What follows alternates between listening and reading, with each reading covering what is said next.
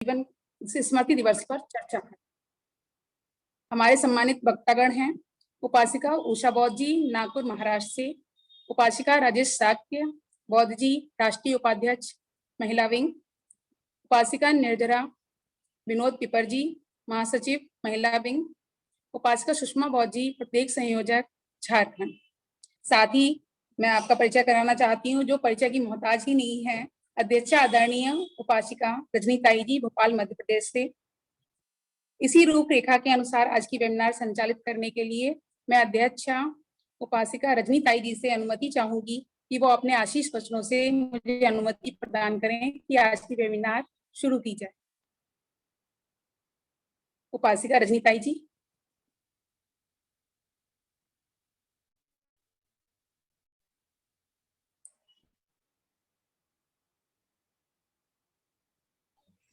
रजनी ताई जी अगर उपस्थित हैं प्लीज अपना माइक अनम्यूट करें।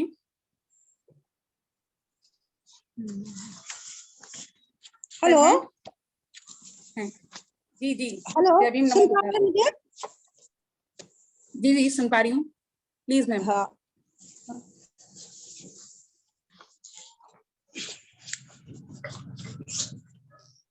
महाकारुणिक तथागत भगवान गौतम बुद्ध भारतीय संविधान के निर्माता डॉक्टर बाबा साहब अम्बेडकर को मैं 3 बार वंदन करती हूँ। बहुजन समाज में जन्मे सभी संत महापुरुष संत माताओं को मेरा कोटि कोटि नमन। और आज माता रमाई की पुण्यतिथि है, उनको भी श्रद्धा सुमन करते हुए उनको भी नमन। राष्ट्रीय बौद्ध महासभा के संस्थापक आयुष्मान भारती जी, आयुष्मान बादल साहब, आयुष्मान किशोर बौद्ध जी, के बौद्ध जी, मुकेश जी और एवं कोने कोने से जुड़े हुए सभी उपासक उपासिकाओं बच्चों को मेरा जय भीम नमो बुद्धाय। जैसा कि आज रमाई की पुण्यतिथि है और पुण्यतिथि के अवसर पर आज का जो कार्यक्रम है पुण्यतिथि के अवसर पर श्रद्धांजलि देने के लिए हम उनकी बात रखेंगे और मैं रमाई की पुण्यतिथि की बात रखने के लिए मैं अनुमति देती हूँ कि आप आगे का कार्यक्रम शुरू करें। संचालिका जी। बहुत बहुत साधुवाद मैम।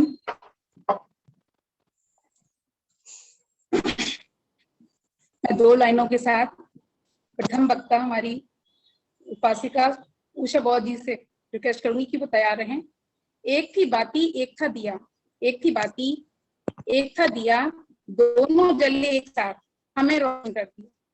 ये माता रमाबाई डॉक्टर भीमराव अम्बेडकर पर 2 पंक्तियां थी मेरी। इसी के साथ मैं उपासिका उषा बौद्ध जी से रिक्वेस्ट करूंगी कि वो अपना वक्तव्य जो टॉपिक है हमारा त्याग मूर्ति माता रमाबाई जी के स्मृति दिवस पर चर्चा उस पर रखें।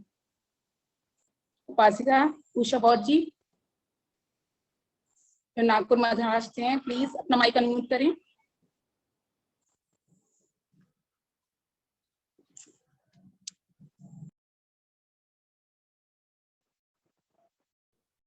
शायद जुड़ी नहीं है, वो उनका नाम नहीं लिखा। हमारी नेक्स्ट वक्तागणों में है उपासिका राजेश साक्य बौद्ध जी राष्ट्रीय उपाध्यक्ष महिला विंग। अगर आप उपस्थित हैं तो प्लीज अपना माइक अनम्यूट करें। उपासिका राजेश साक्य बौद्ध जी। जी नमो बुद्धाय, जय भीम। जय भीम नमो बुद्धाय मैम, आपका बहुत बहुत स्वागत है। राष्ट्रीय बौद्ध महासभा के राष्ट्रीय अध्यक्ष जी बादल सिंह बौद्ध जी, समस्त पदाधिकारी एवं उपासक उपासिकाओं को मेरा सादर जय भीम नमो बुद्धाय। विश्व के प्रथम वैज्ञानिक महाकारुणिक तथागत गौतम बुद्ध के चरणों में नमन करते हुए बोधिसत्व विश्व रत्न संविधान निर्माता बाबा साहब के चरणों में नमन करते हुए समस्त सद्गुरुओं को नमन करती हूँ। आज हम माता रमाबाई की स्मृति दिवस मना रहे हैं, उनको श्रद्धांजलि अर्पित करने के लिए हम सब जुड़े हैं। तो माता रमाबाई को मेरी हृदय की गहन तल से मैं श्रद्धा सुमन अर्पित करती हूँ और उनके त्याग और बलिदान को हम सभी जानते हैं कि यदि माता रमाबाई ने बाबा साहब का साथ नहीं निभाया होता तो जो डॉक्टर अंबेडकर जी को तमाम डिग्रियां हासिल हुई हैं, भारत रत्न, विश्व रत्न, भारतीय संविधान निर्माता, संविधान के जनक बाबा साहब अंबेडकर की जो महानता को आज पूरे विश्व के लोग याद करते हैं, उस महानता के पीछे महान नारी माता रमाबाई का सहयोग है। और उनके त्याग और बलिदान को हम सभी जानते हैं लगभग, कि उन्होंने अपने 4 बच्चों को हमारे लिए खो दिया था। आज हमें उनसे ये प्रेरणा लेने की जरूरत है। समस्त नारी जाति को भी उनसे ये प्रेरणा लेना चाहिए कि हम भी माता रमाबाई की तरह त्याग करें। उनकी तरह 4 बच्चों को हम कुर्बान नहीं कर सकते, लेकिन उसकी जरूरत भी नहीं है।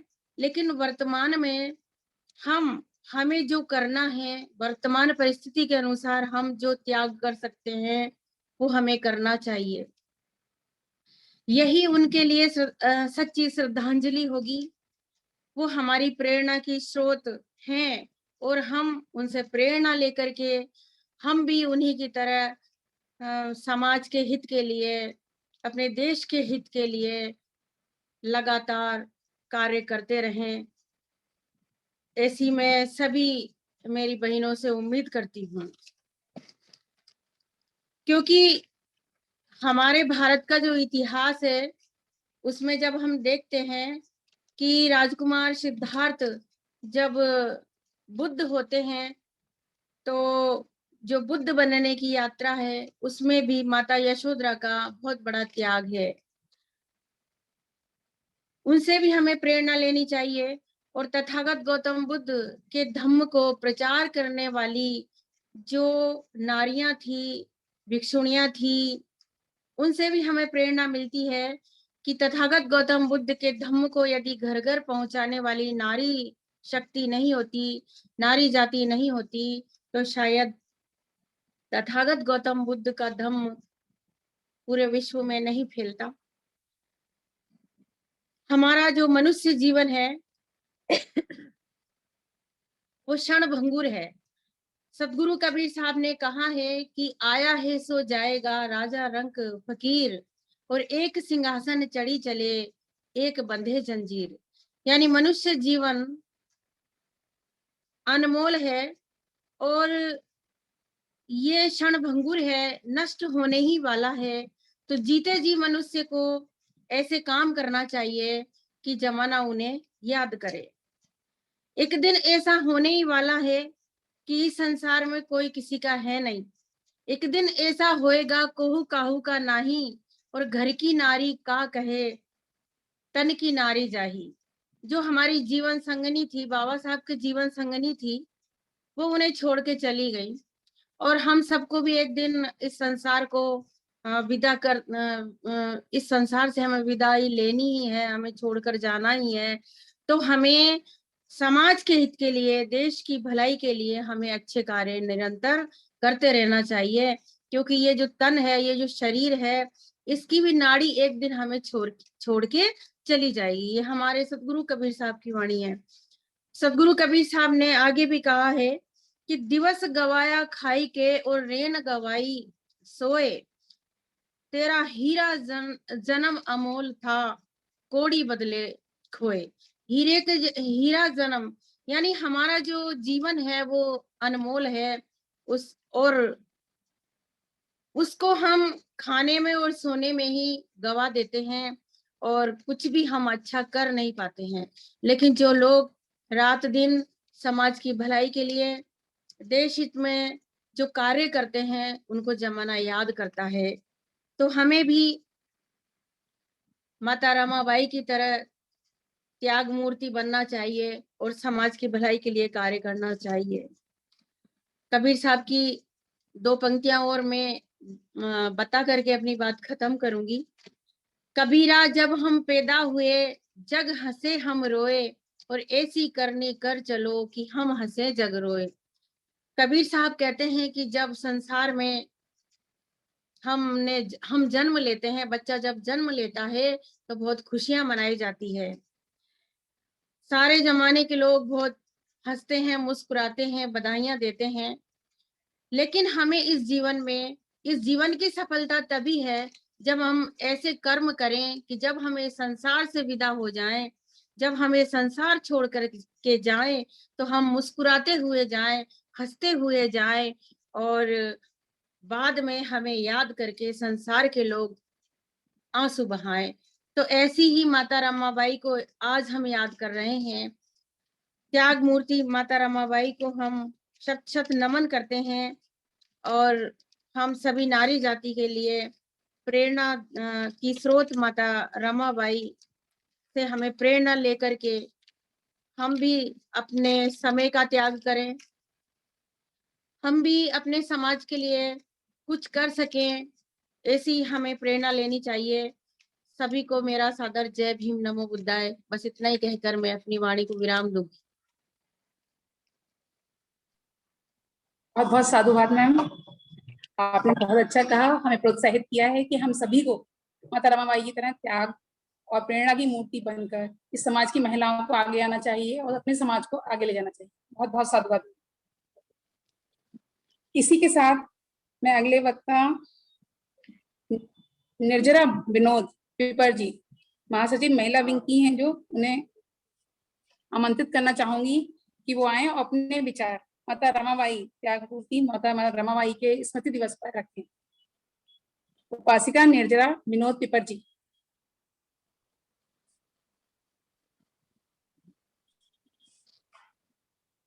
क्या उपस्थित हैं सर?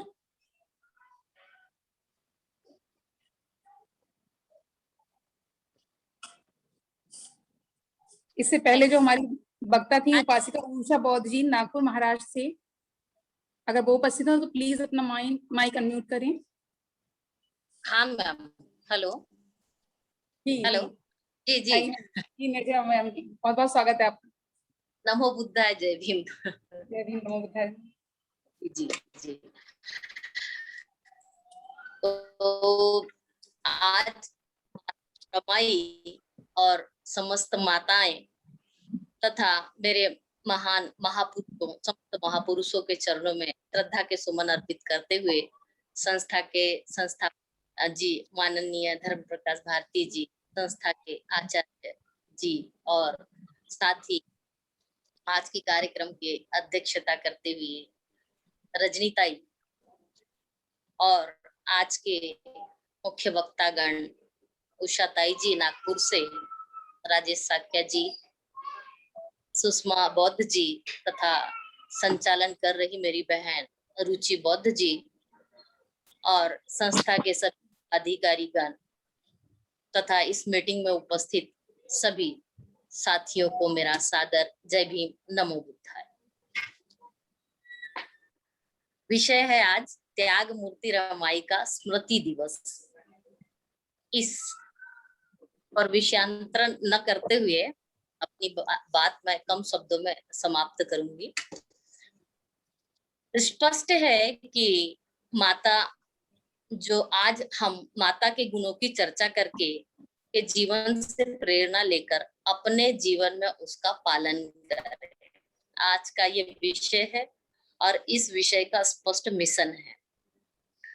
आज की परिचर्चा का सारांश मूलतः उनके जीवन से प्रेरणा लेकर जीवन में पालन करना, अनुसरण करना। माता रमाई के त्याग को, माता रमाई को त्याग की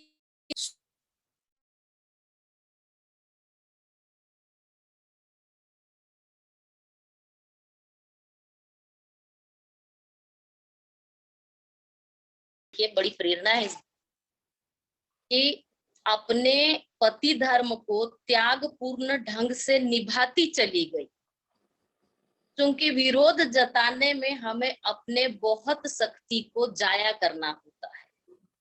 अगर हम अपने चातुर्य कौशलता के साथ विरोध की जगह सकारात्मक योजना बनाएं तो शीघ्र ही हम अपने मिशन में सफलता पा सकते हैं। हम सब ये बात जानते हैं कि माता रमाई का एजुकेशन बैकग्राउंड नहीं था।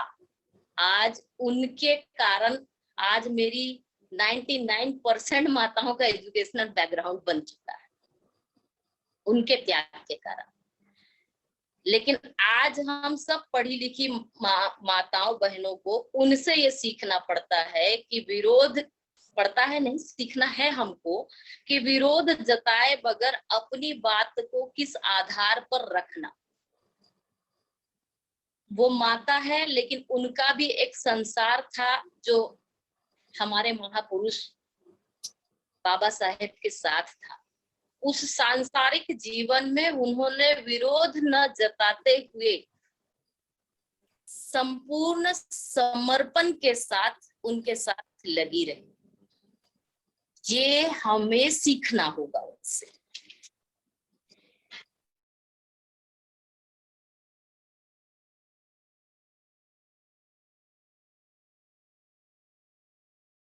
बह जाना ये उनकी कार्यशैली थी जिसे हमें हमारे जीवन में उतारना होगा।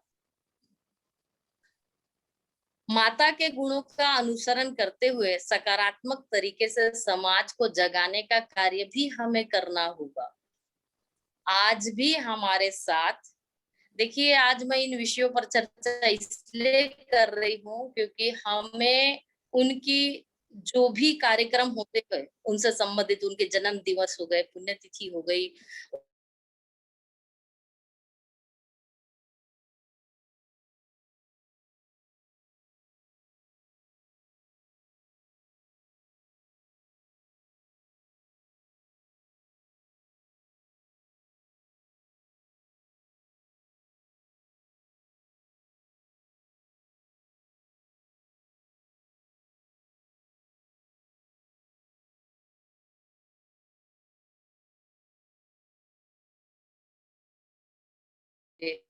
बहुत ही प्रेम पूर्व ढंग से उन भगवान रूपी पत्थर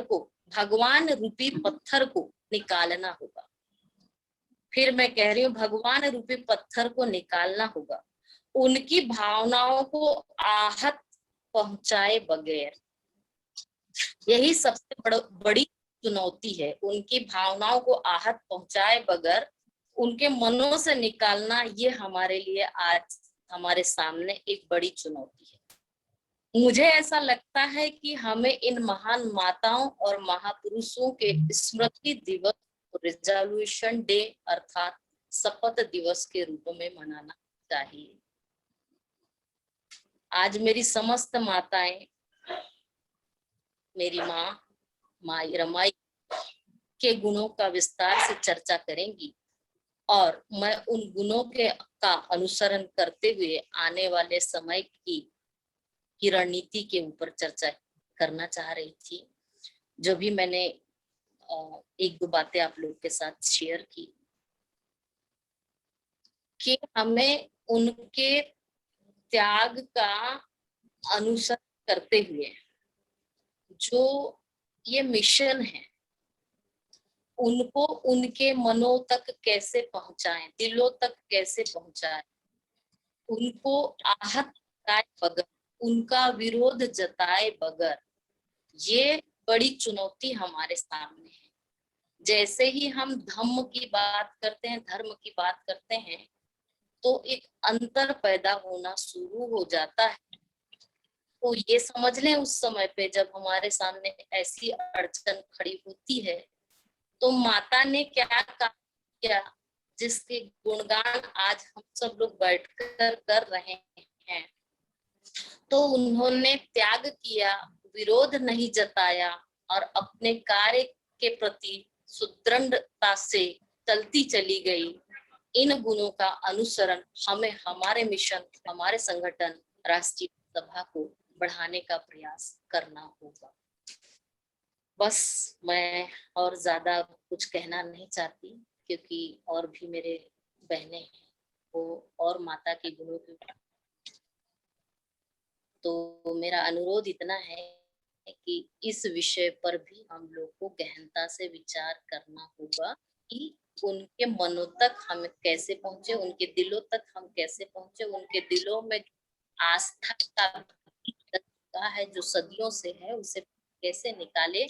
इन माताओं की का अनुसरण करते हुए हमें उसको लागू करना होगा। बस यही अनुरोध मेरी समस्त माताओं, बहनों और भाइयों से है। मैं अपने वाणी को विराम देती हूँ। जय भीम। बहुत साधुवाद मैम। नजरिया मैम, आपने बहुत अच्छा बताया कि सकारात्मक विचारों के साथ हम समाज के लिए त्याग समर्पण करेंगे तो हमारा समाज भी आगे बढ़ेगा और हम उसके लिए बहुत महत्वपूर्ण कार्य कर पाएंगे। जब तक हम पूर्ण समर्पित नहीं है तब तक हम अपने कार्य में सफल नहीं हो सकते। इसी के साथ आपका बहुत बहुत साधुवाद, आपने हमें अवगत कराया अपने विचारों से। हमने जब इस बात की चर्चा की है कि आप पूर्ण समर्पित होकर कार्य करेंगे किसी भी संगठन के लिए या किसी भी संघ के लिए, तो आप अपने समाज को काफी आगे ले जाएंगे। तो महिलाओं का एक प्रश्न होता है मैम कि हम किसके, कौन सही है, कौन संगठन सही है, कौन हमें पूरी तरह आगे तक ले जाएगा, हमारे समाज को अपना लोभ लालच नहीं बीच में लाएगा। उसके लिए हमें कैसे जांचना चाहिए, हम कैसे आगे बढ़ें, हम कैसे समर्पित हो जाएं। वो संगठन कहता है हम अच्छे हैं, वो संगठन कहता है हम अच्छे हैं। इस चीज में हमारी महिलाएं बहुत कंफ्यूज हैं। वो संगठन ज्वाइन नहीं करना चाहती, काम करेंगे पर हम संघ आपका हो या संगठन जो भी, हम ज्वाइन नहीं करेंगे। तो उनका इसके लिए हम क्या करें मैम? उनका बात जितना योगदान होगा हमको उनका उतना योगदान लेते चले चलना है, क्योंकि हम बात कर रहे हैं हृदय परिवर्तन की बात कर रहे हैं मैम। पद्मा सभा कोई ऐसे मतलब जैसे अभी हम जो धार्मिक मूवमेंट बोलते हैं ना, ये बड़ा कंफ्यूजन पैदा करता है। तो हम की बात मिशन लेकर चल रहे हैं। इस मानवता मिशन को लंबा कार्य है ये। तो जिसका जितना समर्पण है, और वो समर्पण मतलब अगर 15% 20% भी हो गया तो बस जिम्मेदारी मेरी शुरू हो जाती है उसे करने की। तो पहले साधुवाद चलिए मैम, ये समझाऊंगी, मैं उन्हें समझाऊंगी 15-20% ही दीजिए, आप पूर्ण समर्पित ना होइए पर जरूर दीजिए, क्योंकि वो जुड़ना नहीं चाहती, कार्य करना चाहती पर जुड़ना नहीं चाहती। बहुत बहुत साधुवाद मैम। हमारी नेक्स्ट वक्ता में है, हमारी पिछली वक्ता रह गई थी उपासिका उषा बौद्ध जी, जो नागपुर महाराष्ट्र से हैं। मैं चाहूंगी वो भी अपने महत्वपूर्ण विचार इस विषय पर रखें कि किस तरह से हम समाज को माता रमाबाई की तरह आगे प्रशस्त कर सकते हैं, आगे बढ़ा सकते हैं। उपासिका उषा बौद्ध जी। जी धन्यवाद जी, धन्यवाद आपका, बहुत बहुत धन्यवाद। सबसे पहले आज आई साहब रमाबाई अंबेडकर का स्मृति दिन है। उनके इस स्मृति दिन पर मैं कोटि कोटि उन्हें नमन करती हूँ, अभिवादन करती हूँ। बहुजन समाज में जन्मे सभी संत महामानवों में करुणा के सागर तथागत सम्यक संबुद्ध देवानाम प्रिय सम्राट अशोक राजे, सामाजिक क्रांति के अग्रदूत राष्ट्रपिता महात्मा ज्योतिराव जी फुले, विद्या की अलौकिक ज्योति राष्ट्रमाता सावित्रीबाई फुले, आरक्षण के जनक राजर्षि छत्रपति साहूजी महाराज, इस आधुनिक भारत के निर्माता, बहुजन समाज के उद्धारकर्ता, भारतीय संविधान के शिल्पी, विश्व रत्न बोधिसत्व परम पूजनीय डॉक्टर बाबा साहब अम्बेडकर, महान त्यागी आई साहब रमाबाई अम्बेडकर, माता यशोधरा, माता भीमाई, जिन जिन संत महामानवों ने इस देश में मानवतावाद स्थापन करने के लिए अपना जीवन न्यौछावर किए, उन सभी संत महामानवों के कार्य को, उनके त्याग और बलिदान को अभिवादन करती हूँ। राष्ट्र निर्माण में जितने भी संत महापुरुष यानी महामानव और महानायिका भी रही है, हम उन महानायिकाओं के बारे में आज खास करके आई साहब रमाबाई अम्बेडकर का स्मृति दिन है और उनका जीवन कैसा रहा है, वह हमारे लिए क्यों आदर्श है। हम उन्हें अपनी आई से भी, माँ से भी ज्यादा मानते हैं। तो क्यों मानते हैं? हमारे माँ का जन्म दिन कौन सा है या उनका स्मृति दिन कौन सा है, ये मुझे मालूम नहीं है, लेकिन माता रमाई का जन्मदिन और स्मृति दिन हमें मालूम है। हमारे माँ बाप ने हमें पैदा किए, तो पैदा तो हर कोई इंसान करता है, जैसे पशु पक्षी भी पैदा करते हैं, जन्म देते हैं, लेकिन जन्म देने वाले से जीवन बनाने वाला बड़ा होता है। तो आई साहेब रमाई का महत्व हमारे जीवन में, हमारे माँ बाप से भी, हम अपने माँ बाप को तो मानेंगे ही, वो तो हमारा आदर्श है। अगर वो हमें जीवन जन्म नहीं देते थे तो हम रमाई को भी जान नहीं पाए रहते, लेकिन जिन्होंने हमारा जीवन बनाया है वो आई साहेब रमाई, उनको हम कभी नहीं भूल पाएंगे। रमाई का जन्म रत्नागिरी जिले के दापोली तालुका के वनन गांव में हुआ और उनका परिवार बहुत साधारण सा परिवार था। उनके पिताजी भिगूजी धोत्रे वह मछलियों की जो टुकनियां होती है वो जहाज से मछलियां निकालते थे, वहां से मछलियों के टुकनियों का बोझा उठाते थे।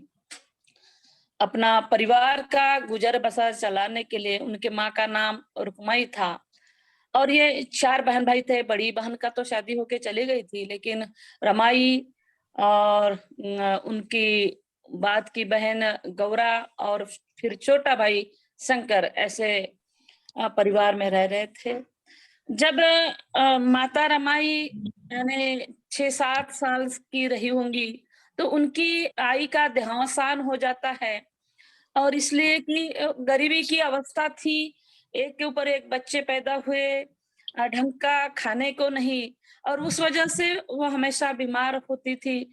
और भिगूजी धोत्रे भी, मैंने उनको भी खून की उल्टियां होती थी, तो वह भी चिंता उससे बड़ी रहती थी कि इतना बड़ा बोझ उठाते हैं और खून की उल्टियां करते हैं इस तरीके से। तो माँ बचपन में ही माँ चल बसी और जब रखमा जी यानी रमाई की आई जो होती है वो जब अंतिम सांस गिनती है तो उस वक्त में अपने 6-7 साल की बेटी यानी रमाई के हाथ में दोनों बहन और भाई की हाथ देती है और बोलती है कि रामी अभी आपको इन बच्चों की माँ बनना है। यानी 6-7 साल के उम्र में भाइयों के संभालने की जिम्मेदारी माँ उनके हाथों में देती है और अपना प्राण त्याग देती है। कुछ दिनों बाद उनके पापा भी गुजर जाते हैं, भिगूजी धोत्रे का भी निधन होता है। मामा और चाचा के साथ में ये दोनों तीनों बहन भाई बॉम्बे में आते हैं, मुंबई में आते हैं और उनके साथ रहने लगते हैं। एक दिन मामा के साथ में रमा जब बाजार जाती है तो वहां 2 भाई आपस में लड़ाई कर रहे थे और वो इसलिए लड़ रहे थे कि उनके पास में कुछ खाने की चीज थी।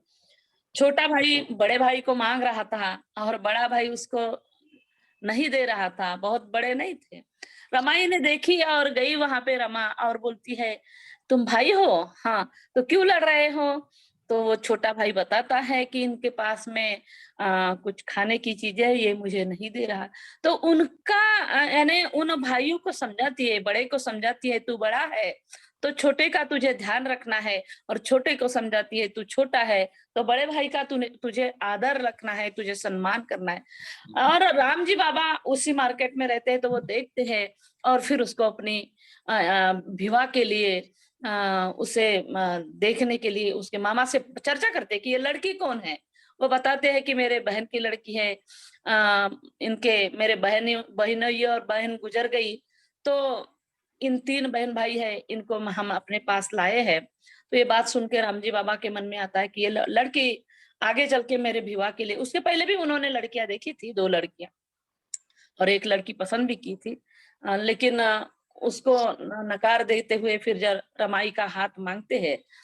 रमाई जब शादी होके रामजी बाबा के घर में आते हैं, यानी 1907 में उनका ब्याह भीमराव रामजी अंबेडकर के साथ में होता है। 9 साल की रमाई और मुझे लगता है 15-16 साल के बाबा साहब रहे होंगे और इनकी दोनों की शादी होती है। इनकी शादी भी कैसी होती है तो भाई खेड़ा क्या जो मच्छी मार्केट था, वो मच्छी मार्केट उठने के बाद में रात के समय में उनकी शादी होती है, ऊपर से बारिश और इन दोनों की शादी होती है।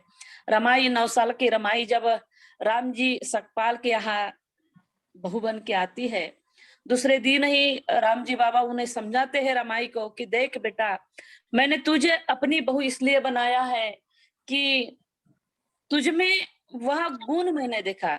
मैं तुझे तेरा सुंदर या गोरा चिट्टा रंग रूप देख के मैं तुझे अपनी बहू अपने विवाह के लिए नहीं लाया हूँ बहू बना के। तो तुझ में जो एक क्या कहते हैं, जो होनहारपना दिख रहा है, तो मेरे विवाह के लिए ऐसी ही लड़की चाहिए थी, क्योंकि मेरा विवाह एक चिंगारी है और उस चिंगारी को तुझे बुझने नहीं देना है, उसे जलते रखना है। और इसलिए मैंने बहुत बड़े ख्वाब भी देखे हैं इस शोषित पीड़ित समाज का। कल का मेरा बेटा क्रांति सूर्य होगा और इस समाज को एक दिशा देने वाला मेरा बेटा होगा, यह सपना देखा है। और उसको मुझे बहू के रूप में आपके जैसी चाहिए थे, चाहे कुछ भी हो, लेकिन विवाह को आगे बढ़ाने में तो कोई भी कसर बाकी मत छोड़ना। वह 9 साल की रमाई राम जी बाबा को वचन देती है कि मामन जी, आप जो भी बात मुझे बता रहे हो, मैं आपको वचन देती हूँ, मैं कभी भी साहब के पढ़ाई लिखाई में या उनके उन्नति में मैं कभी रोड़ा नहीं बनूंगी, मैं कभी बाधाएं पैदा नहीं करूंगी। और इधर हम देखते हैं कि 1907 में शादी होती है, 1912 में माता रमाई माँ बनती है पहली बार, और उनका जो सांसारिक जीवन है उसमें बेटा पैदा होता है। उस बेटे का नाम यशवंत रखते हैं। उसके बाद में बाबा साहब यानी हमारे समाज के बाबा साहब 1907 में मैट्रिक पास होते हैं। उसके बाद में 1912 में जैसा उनको बेटा होता है और आगे की पढ़ाई के लिए बाबा साहब ग्रेजुएट होने के बाद में सयाजीराव महाराज के यहाँ नौकरी लेने जाते हैं, तो रामजी बाबा उन्हें मना ही करते हैं कि अभी तुम्हें कमाने की कोई जरूरत नहीं है, हम लोग हैं, हम सब घर गृहस्थी संभालेंगे, तू सिर्फ पढ़ाई लिखाई में ध्यान रख, तुझे बहुत पढ़ना है क्योंकि इस समाज का तुझे क्रांति सूर्य बनना है। बाबा साहब भी बड़े जिद्दी थे, वो नहीं माने और उन्हें लगा कि अब मैं बाप बन गया हूँ तो बेटे की जिम्मेदारी उठाना बाप का फर्ज होता है और इसलिए मुझे कमाना पड़ेगा, और वो जाते हैं। लेकिन राम जी बाबा भी उस चिंता में कि उन्हें ये लगता है कि अगर विवाह कमाई में लग गया तो वो पढ़ाई की तरफ ध्यान नहीं देगा, उसका ध्यान पैसों के तरफ जाएगा, और वो कमाने की तरफ अगर लग गया तो मैंने जो इस समाज के लिए विवाह के तरफ से विवाह के लिए मैंने जो ख्वाब देखा है, इस समाज का उद्धार करता मेरा बेटा होगा। कि बचपन से उसके बाबा साहब के मन में जो जो प्रश्न उठते थे, यानी छुआछूत का जमाना था और छुआछूत के जमाने में उन्होंने जो जो जाति के नाम पर जो जो यातनाएं सही थी, तो उसके बारे में वो अपने पिताजी को प्रश्न पूछते रहते थे और उन प्रश्नों से उन्हें लगता था कि कल यह लड़का एक चिंगारी नहीं तो ये आग बन सकता है, ये धधकता सूरज हो सकता है जो सबको, ये दबे कुचले समाज को वह एक रोशनी में लाएगा। इधर रामजी बाबा भी चले जाते हैं, घर की अवस्था बहुत अच्छी नहीं होती, और फिर उच्च शिक्षा के लिए जब बाबा साहब विदेश पढ़ने जाते हैं तो रमाई इस घर का इतने अच्छी तरीके से संचालन करती है। उसके बाद में उनका एक बेटा होता है जिसका नाम बाल गंगाधर रखते हैं, और गंगाधर जब बुखार से लथपथ गिरा पड़ा हुआ रहता है, हमारी आई साहब रमाई जब गोबर उठा के घर में आती है तो उनकी जो जिठानी रहती है लक्ष्मीबाई, वो कहती है कि देखो रमा, अपने गंगाधर को क्या हुआ है, वो बुखार से लथपथ है, फनफन आ रहा है, उसे डॉक्टर की तरफ लेके जा। रमाई अपना टुकना फेंकती है, अपने बेटे को लेके डॉक्टर के तरफ जाती है और डॉक्टर से कहती है, क्योंकि उनके पास पैसे नहीं थे, डॉक्टर की विनवनी करते हैं, डॉक्टर को बोलते हैं कि डॉक्टर साहब मेरे बेटे को क्या हुआ है, मेरे बेटे का इलाज कराओ। डॉक्टर बोलता है कि तुम्हारे तरफ पिछला बिल बाकी है, वो बिल पहले पेड करो, बाद में हम तुम्हारे बच्चों को जांचेंगे। रमाई वहां से उठाती है अपने बेटे को और रोती बिलखती दूसरे डॉक्टर के पास जाती है। उस डॉक्टर को भी बहुत मनाती है कि डॉक्टर साहब मेरे बेटे को देखो, मेरे गंगाधर को क्या हुआ है, आप इसे जांचो, इसे दवा दो।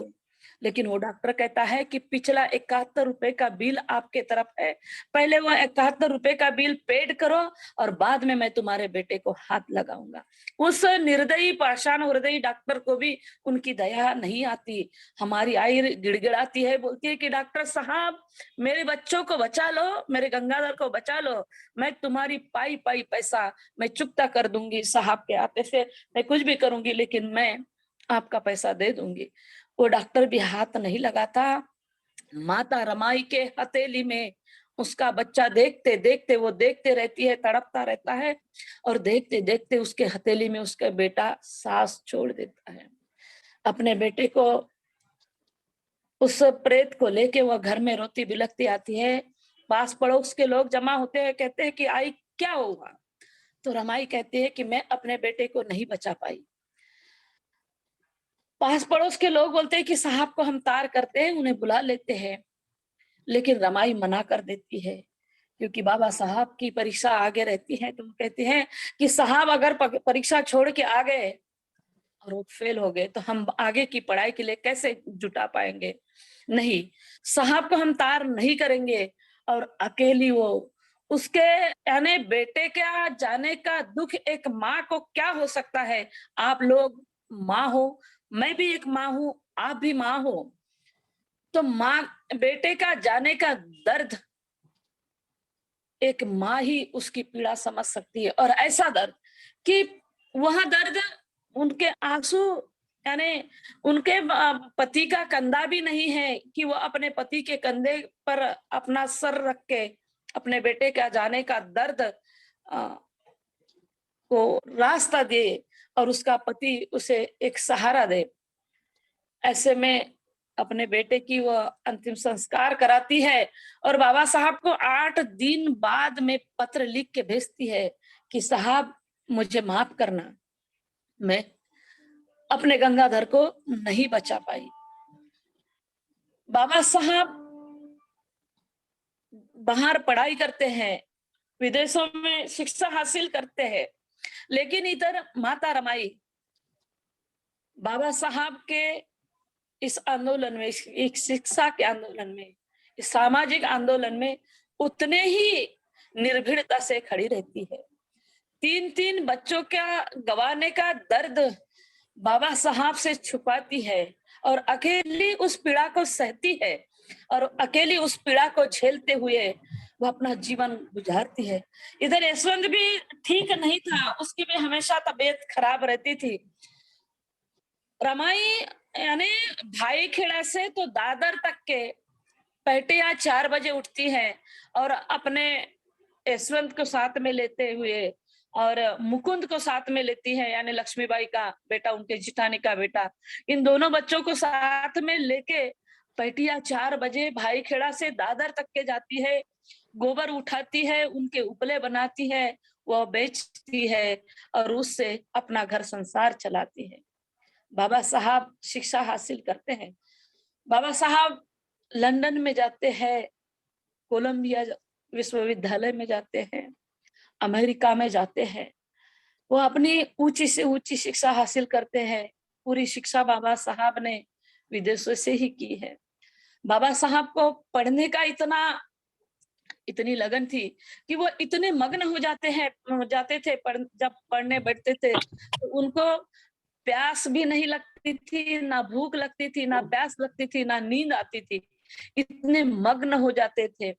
बाबा साहब ने ज्यादातर समय रमाई को नहीं दी क्योंकि उन्हें समाज की ज्यादा चिंता थी। अपनी पढ़ाई करके जब बाबा साहब आते हैं और 1919 में से वह सामाजिक आंदोलन में भी सहभागी होते हैं। बाबा साहब जब पढ़ाई खत्म करके आते हैं तो सामाजिक आंदोलन में अपना जीवन बिताते हैं। यानी बाबा साहब ने और रमाई का जो जीवन है हम देखते हैं तो पति पत्नी जिस तरीके से जीवन जीते हैं अपना सांसारिक जीवन, ऐसा सांसारिक जीवन उनका नहीं रहा है। और बाबा साहब रमाई को कहते भी है, जब रमाई कभी कभी यानी उन्होंने देखा कि साहब सुबह से लेके, एक बार तो ऐसा हुआ कि सुबह चाय नाश्ता लेके गई, बाद में दोपहर का खाना लेके जाते हैं, उसके बाद में शाम का जब रात का खाना लेके जाती है रमाई तो वह देखती है कि सुबह की चाय भी वैसी पड़ी है दोपहर का भोजन वैसा ही पड़ा है और अभी भी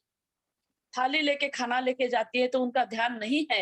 रमाई जोर से दरवाजे की घंटी संखली बजाती है, अपने हाथ की चूड़ियां खनकाती है कि ये आवाज जाएगा तो साहब उठ जाएंगे। जोर से थाली पटकती है, फिर भी बाबा साहब का ध्यान टस से मस नहीं होता उन किताबों से। तो रमाई जाती है और बोलती है, बाबा साहब के हाथ से किताब छीन लेती है और कहती है कि साहब मुझे ये बताओ कि इन किताबों में ऐसा कहीं लिखा है क्या कि इंसान ने अपने पत्नी के तरफ या अपने बच्चों के तरफ ध्यान नहीं देना चाहिए या अपने तरफ भी ध्यान नहीं देना चाहिए। मैंने सुबह का नाश्ता चाय ला के रखी हूँ, दोपहर का खाना ला के रखी हूँ, आज रात का खाना लेके आई हूँ, लेकिन आपने वो खाना दोपहर का भी वैसा के वैसा ही पड़ा है। तो ऐसा का इससे तो आपकी सेहत भी खराब हो जाएंगी। तो बाबा साहब थोड़ा सा गुस्सा होते रमाई पर, वो कहते, देख रामू अगर तू ऐसे करते रही तो मेरे पढ़ाई के बीच में नहीं आना, अगर तू ऐसे ही करेगी तो मैं दूसरी शादी कर लूंगा। तो रमाई भी बड़े इसमें आती है, बोलते देखती हूँ ऐसी कैसी शादी करते हो और कौन आती है हमारे घर में। यानी बड़ा अच्छा जीवन था उन दोनों का। हम देखते हैं कि बाबा साहब इधर यानी प्रकांड पंडित, विद्या के महासागर, लेकिन इधर हम रमाई को देखते हैं तो रमाई कुछ भी पढ़ी लिखी नहीं थी। सिर्फ बाबा साहब ने उन्हें जितना यानी वो कहते हैं कि रमा आ मैं तुझे लिखना पढ़ना सिखाता हूँ, तब रमाई कहती है कि मुझे क्या करना है साहब, मैं पढ़ लिख के क्या करने वाली हूँ। तो बाबा साहब उसे समझाते हैं कि जब मैं विदेश में जाऊंगा और वहां से पत्र भेजूंगा तो क्या तू मेरे पत्र तेरे लिए जो आएंगे वो दूसरे को पढ़ने के लिए देंगी, या तुम मेरे पत्र का जब जवाब लिखूंगी तो क्या दूसरे से लिखवाएगी, अपने मन की बात दूसरे से लिखवाएगी। तो फिर रमाई के समझ में आता है और वो भी बाबा साहब उन्हें उतना पढ़ा लिखा पाते हैं कि वो लिख सके और पढ़ सके। तो रमाई बड़ी, फिर बाबा साहब कहते हैं कि देख रमा, तू मेरी और तेरी शादी हुई है, ये सब बात सच है, लेकिन इन किताबों से भी मेरी शादी हुई है, ये तू ऐसा समझ कि ये तेरी सौत है। हाँ बोलती है रमाई। इस तरीके से नोकझोंक चलती है उनकी। रमाई का जीवन इतना समर्पित रहा है। हम देखते हैं कि बाबा साहब ने जो कुछ भी बाहर देश में जाके शिक्षा हासिल किए है, जो कुछ भी आंदोलन उन्होंने चलाया है, तो उस शिक्षा का फायदा ना तो बाबा साहब के रमाई को हुआ है, ना उनके बच्चों को हुआ है। बाबा साहब विदेशों में पढ़ रहे थे और रमाई अपने 3-3 बच्चों को बाबा साहब के पीछे लगाती है। एक बार तो बाबा साहब जब लंदन में पढ़ रहे थे तब वह यानी इंदु नाम की उनकी बेटी थी, वो भी 1-1.5 साल के ही, उनके बच्चे ज्यादा नहीं जी पाए, 1-1.5 साल में ही उनके बच्चे चले गए। जब इंदु भी बीमार हुई तो रमाई के पास में 1.5 रुपया था। वो जब इंदु को लेके डॉक्टर के पास जाने बैठी, क्योंकि 2 महीना से बाबा साहब का कोई मनी ऑर्डर नहीं आया था, तो रमाई थोड़ी विवश थी। बाबा साहब को यहाँ क्या हो रहा है बिल्कुल नहीं भनक लगने देती थी। वो बाबा साहब के मनी ऑर्डर का राह देख रही थी, लेकिन मनी ऑर्डर 2 महीने से आया नहीं। बेटी इधर बुखार से, तो जब बेटी को उठाकर वह जब डॉक्टर के पास जाती है तो जैसे ही यानी दरवाजा के बाहर निकलती है वैसे ही पोस्टमैन आता है, तो रमाई को बड़ी खुशी होती है। उनको लगता है कि साहब ने मनी ऑर्डर भेजा होगा, अब कोई दिक्कत नहीं, यानी घर प्रपंच भी हमारा ठीक से चल जाएगा, कोई भूखा नहीं रहेगा। लेकिन जब पोस्टमैन बताता है कि आई साहब का मनी ऑर्डर नहीं आया, लेटर आया है, वो लेटर लेती हैं और लेटर पढ़ती हैं तो बाबा साहब लिखते हैं लंदन से कि रामू मुझे माफ करना, मैं 2 महीने से मुझे स्कॉलरशिप नहीं, शिष्यवृत्ति नहीं मिलने की वजह से मैं तुझे पैसा मनी ऑर्डर नहीं भेज पा रहा हूँ। मैं समझ सकता हूँ कि तेरी उधर परिस्थिति कैसी होंगी, तुम लोग कैसे गुजर बसरा करते होंगे, ये सब मेरे आंखों के सामने है रामू, लेकिन क्या करूं, मैं भी इधर विवश हूँ। 2 माह हो गए मेरी शिष्यवृत्ति नहीं मिली है और इस कारण मेरे भी हालत इधर अच्छी नहीं है। मैं यानी एक पाव लेता हूँ, आधा पाव सुबह और आधा पाव शाम को पानी में भिगो के खाता हूँ। रमाई जी ये जो लेटर पढ़ती है तो वह बड़ी दुखी हो जाती है, वो बड़ी कष्टी हो जाती है कि साहब अगर इस तरीके से इनका ये रहेगा तो इनकी हालत, इनकी तबीयत, शरीर स्वास्थ्य ठीक नहीं रहेगा और इनका शरीर स्वास्थ्य ठीक नहीं रहेगा। मैं तो मामा जी को वचन दे चुकी हूँ कि साहब के पढ़ाई में किसी भी तरीके की मैं कमी नहीं जाने दूंगी।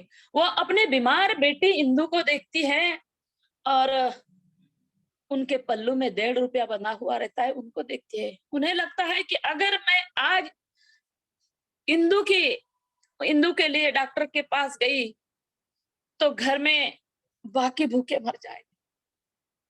वो बड़ी विवश हो जाती है और बड़े कठिनाई से उनके हथेली में इंदु भी अपना प्राण त्याग देती है।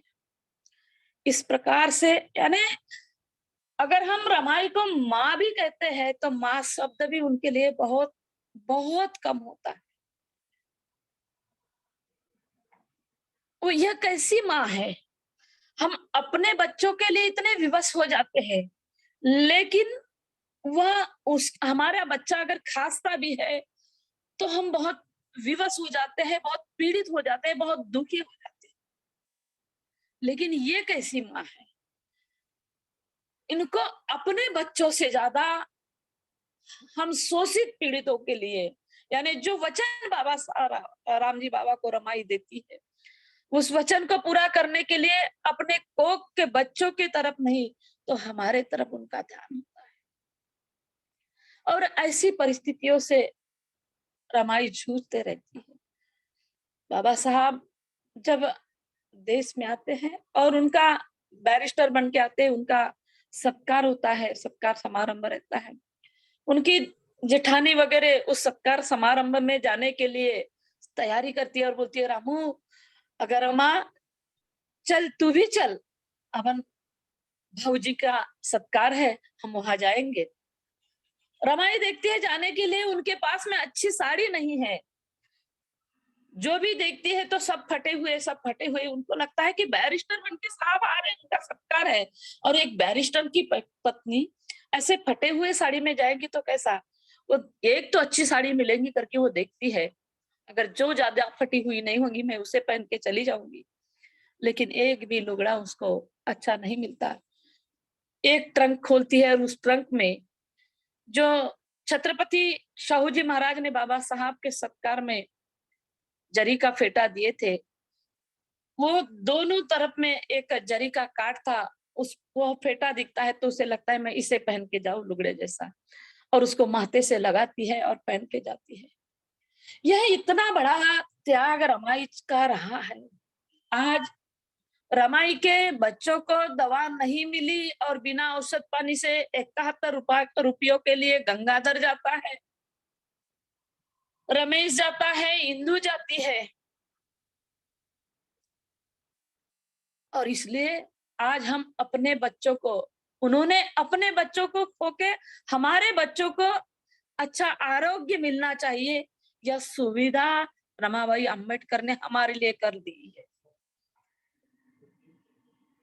हमारे लिए यानी हम देखते हैं कि बाबा साहब का जो लास्ट वाला बेटा है राजरत्न, बाबा साहब तो सब करके आ गए, तो वो जब वह लुगड़ा पहन के जाती है जरी का फेटा, और बाबा साहब समाज को संबोधित करते रहते हैं और वो सबके लास्ट में खड़ी रहती है। बाबा साहब की नजर रमाई के ऊपर जाती है सबके लास्ट में।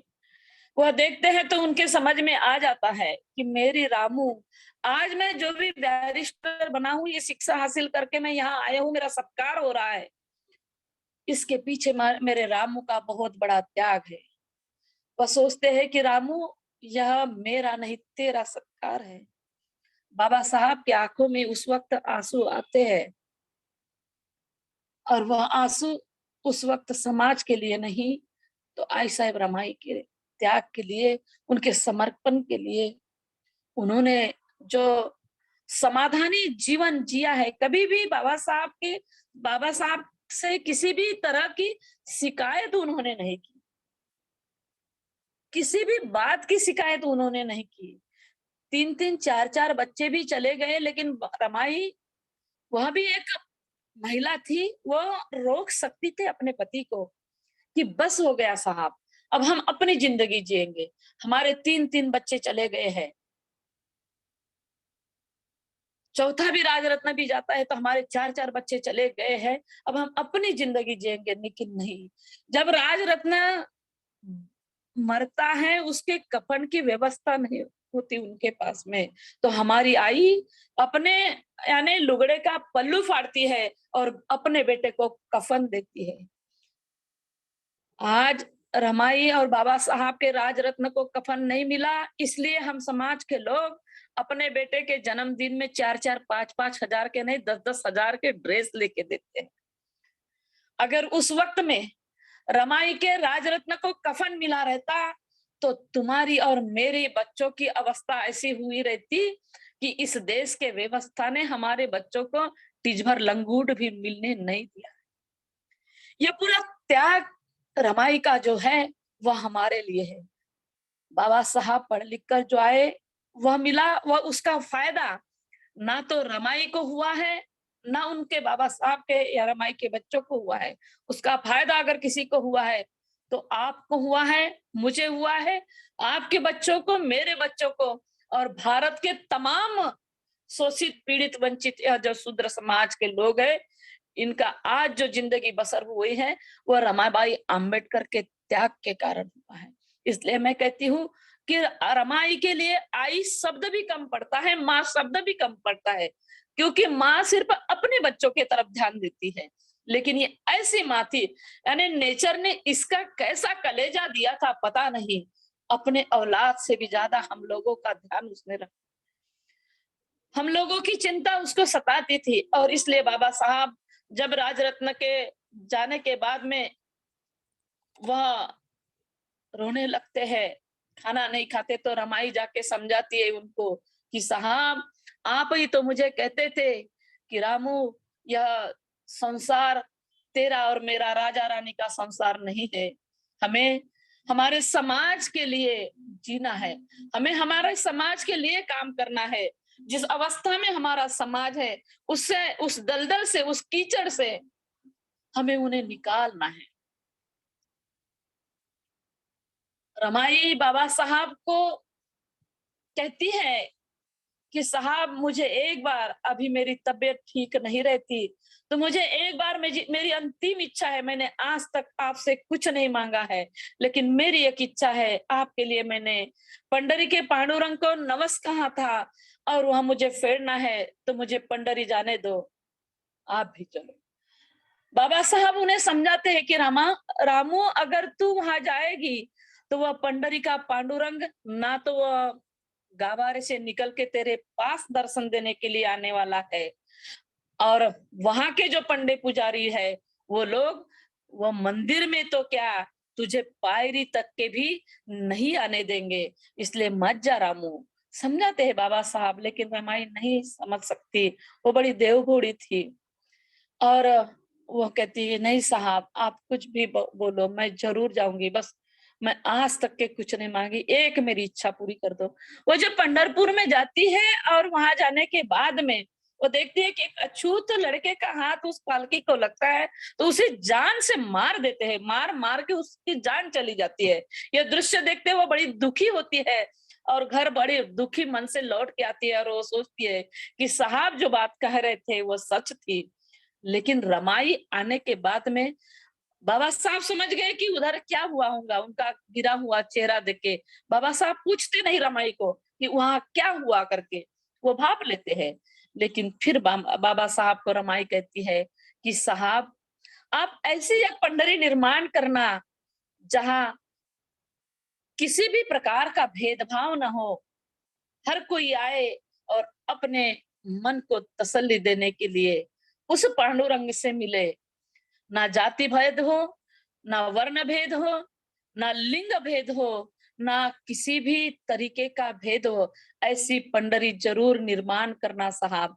यह बात बाबा साहब को रमाई बोलती है और वही पंडरी बाबा साहब निर्माण करके देते हैं, लेकिन आई साहब वो पंडरी देखने के लिए नहीं रहती। ये बड़ी दुख की बात है। रमाई ने बाबा साहब को हर वक्त में साथ दिया है, उनके आंदोलन में भी साथ दिया है। रमाई ने एक बार तो भाषण भी किया था मुंबई में, महिलाओं के सभा को संबोधित उन्होंने किया था, और उस भाषण में वो कहती है कि महिलाएं, कि तुम्हारा पति यदि शराब पीता है तो उसे घर में मत आने देना, तुम्हारा भाई शराब पीता है या तुम्हारा बाप भी शराब पीता होगा तो अपने घर में आने मत देना, दरवाजे बंद करके रखना। आज हम देखते हैं जो लोग समाज के कार्य की बात करते हैं, बहुत सारे लोग ऐसे भी हैं कि धार्मिक कार्य की भी बात मंच से करते हैं, लेकिन शाम को बराबर घुटी और बोटी चलती है। तो ऐसे हम अगर इस तरीके से हम संगठन चलाएंगे और इस तरीके से हम काम करेंगे तो कैसे हम सफल होंगे।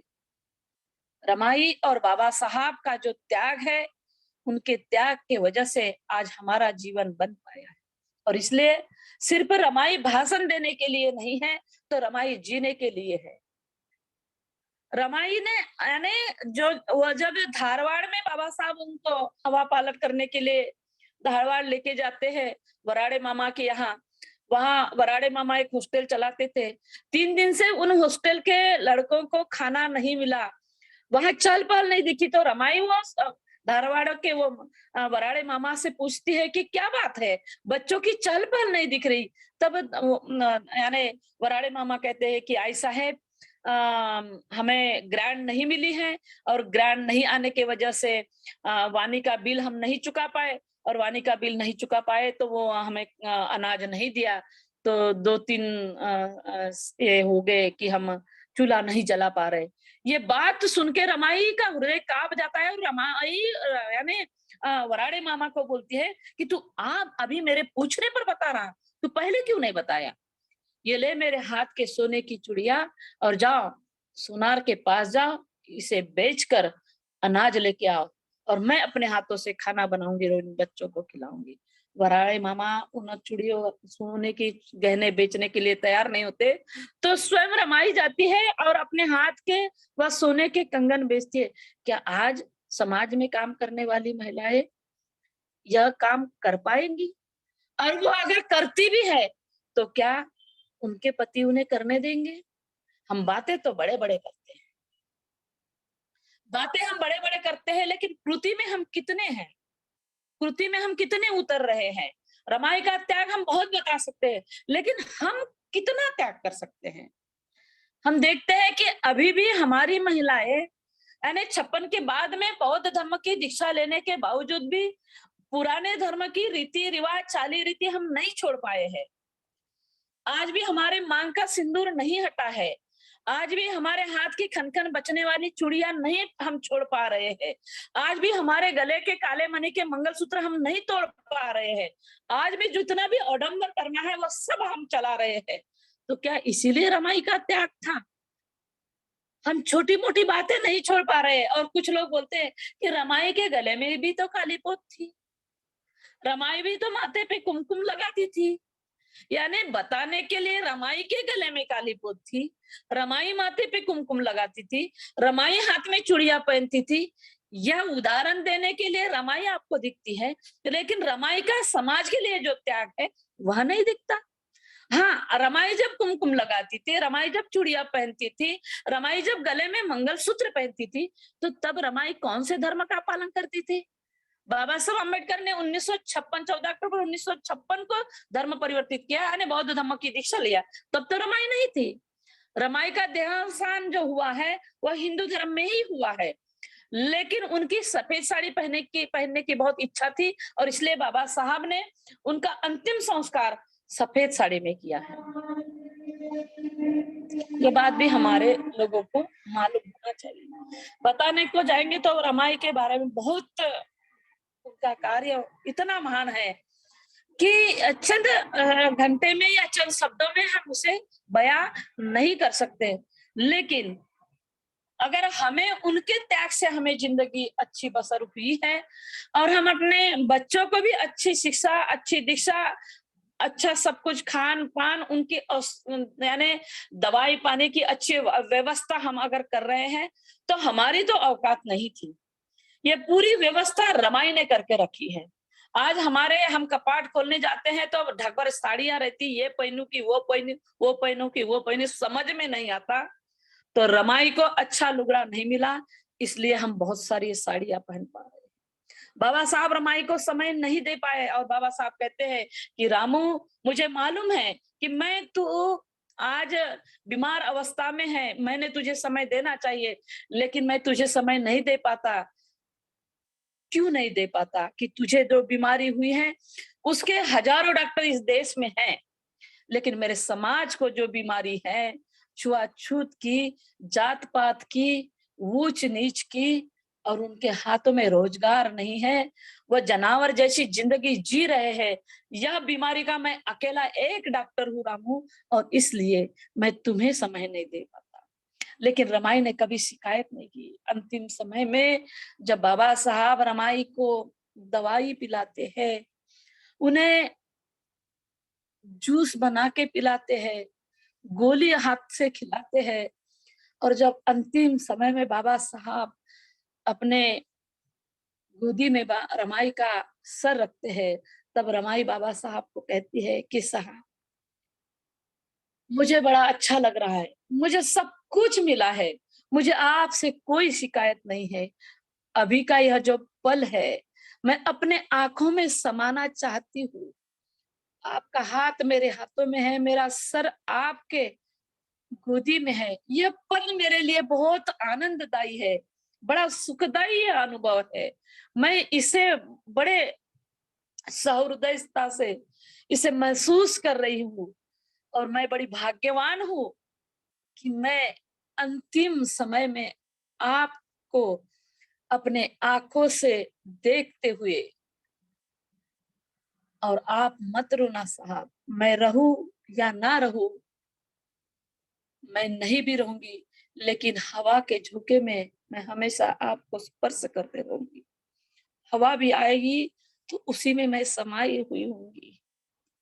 मैं हर वक्त में, जब तुम अगर अपने आप को अकेला समझोगे तो मुझे याद कर लेना, मैं सिर्फ आपके आजू बाजू में, आपके अगल बगल में ही रहूंगी। बाबा साहब उन्हें कहते हैं अंतिम समय में कि रामू, मुझे बहुत जरूरत है तेरी, मेरा बहुत सारा काम बाकी है, और इसके लिए मुझे तेरी जरूरत है। तू मुझे ऐसा छोड़ के नहीं जा सकती। लेकिन क्या करे, नहीं बचा पाए। मात्र 35 साल के उम्र में हमारी आई साहब रमाई क्षय रोग से, यानी टीबी के रोग से हमारी माँ का देहांत होता है। आज हम अच्छे हट्टे कट्टे हैं, खा पी के इतना वजन बढ़ा लिया है कि वजन कम करने के लिए सुबह उठते हैं और आदमी के पीछे पीछे दौड़ लगाते हैं। ये सब रमाई का दिन, और इसलिए हम रमाई तो नहीं बन सकते, लेकिन कुछ तो अच्छा काम कर सकते हैं। और जिस भी संगठन में काम करे, जैसे कि अभी राष्ट्रीय बौद्ध महासभा 26-27 जिलों में, राज्य में काम कर रही है, और एक बुद्ध फुले शाहू बाबा साहब और मान्यवर कांशीराम साहब ने जो आंदोलन चलाया था, उसी आंदोलन को आगे बढ़ाने के लिए हमारा धार्मिक आंदोलन आगे बढ़े। क्योंकि जब तक के हम देख रहे हैं कि साहब थे, हम राजकारण में सफल हो गए, लेकिन साहब के जाने के बाद में हमारा मूवमेंट क्या है, यानी राजकीय आंदोलन हमारा कहाँ है, ये भी हमने सोचना चाहिए। क्या हम अपने मुद्दों से भटक गए हैं? क्या हम मैं तो अंधभक्त नहीं हूँ, मैं बुद्ध को मानने वाली हूँ, मैं बुद्धिजीवी हूँ। मैं बुद्ध को मानती हूँ तो मैं बुद्धिजीवी हूँ। तो मैं बुद्धिजीवी होने के नाते जो सच है, मैंने सच का साथ देना चाहिए। मैं सिर्फ भक्ति में लीन नहीं होना चाहिए।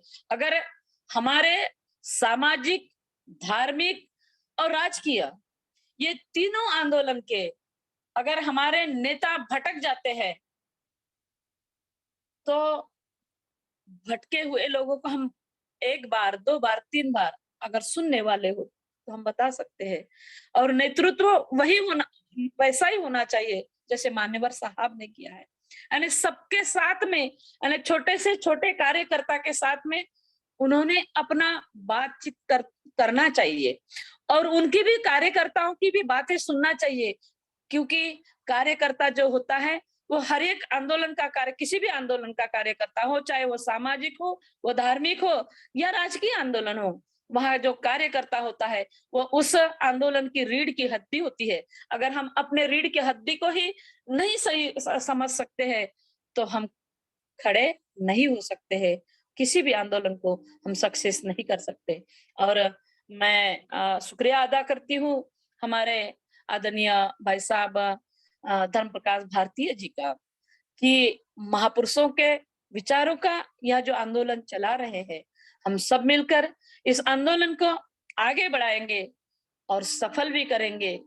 यही माता रमाई के स्मृति दिन पर सही आदरांजलि होंगी। इन्हीं शब्दों को कहते हुए मैं अपने वाणी को विराम देती हूँ। आपने मुझे बुलाया, मुझे सुना और समय के नजाकत को देखते हुए मैंने जो भी ऐसे रखा है, इस बात को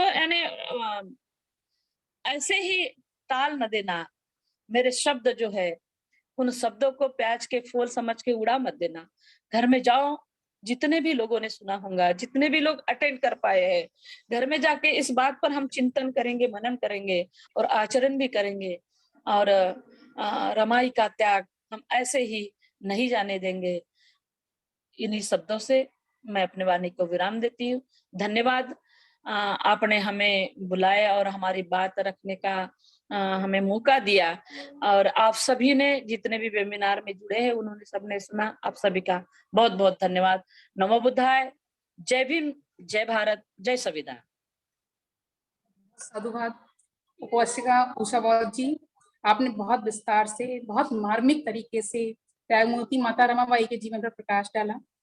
उन्होंने किस प्रकार हमारे सुखों के लिए, हमारी समृद्धि के लिए अपने जीवन के सुखों का और अपने संतानों का बलिदान दिया, उस पर विस्तृत चर्चा की।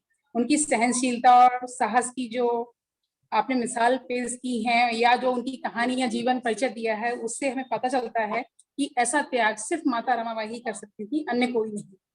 Actually a women is a full circle. कोई भी महिला होती है वो एक पूरा गोल होती है। वो मानती है कि मैं अधूरी हूँ, लेकिन वो पूरा एक संपूर्ण व्रत होती है। Where there is a women there is a magic. वो जानती नहीं कि जहां वो है वो एक बहुत बड़ा जादू कर सकती है। और ये साबित होता है माता रमाबाई के जीवन परिचय से कि वो एक फुल सर्कल थी, जिन्होंने बाबा साहब को बाबा साहब बनाया, बाबा साहब को ऐसा बनाया जो हमारे लिए संविधान बना सके, हमारे अधिकार, हमारे कर्तव्यों से हमें परिचित करा सके, हमारे हक और अधिकारों को दिलवा सके, हमें सुख सुविधाएं दिल सके। बहुत बहुत आभार आपका। जय भीम, नमो बुद्धाय। हमारी नेक्स्ट वक्ता है इसी कड़ी में उपासिका सुषमा बौद्ध जी, प्रदेश संयोजक झारखंड। मैं उन्हें आमंत्रित करूंगी कि वो भी अपने विचारों से हमें अवगत कराएं, हमारे समक्ष अपने महत्वपूर्ण विचार रखें। उपासिका सुषमा बौद्ध जी।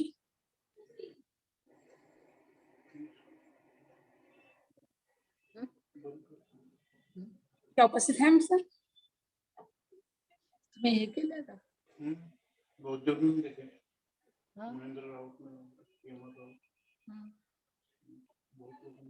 हेलो, उपासिका सुषमा बौद्ध जी उपस्थित हैं क्या? अगर उपस्थित हैं तो प्लीज अपना माइक अनम्यूट करें।